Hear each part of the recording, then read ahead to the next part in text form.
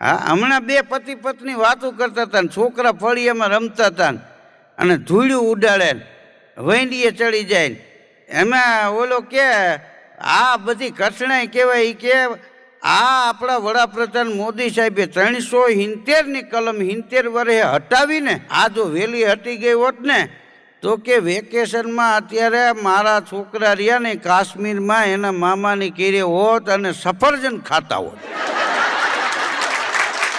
તો એની ઘરવાળી કે જાવા દ્યો ને એ કે અહીંયા તમારું ન થતું, તમારા બાપુજીએ હામું કરાવ્યું ત્યાં માંડ મેળ પડ્યો. કાશ્મીરમાં તમને કોણ ઓળખે?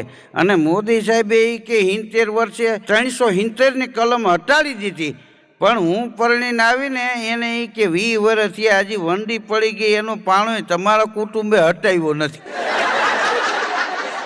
રોજ ટપીને આયલા જાય.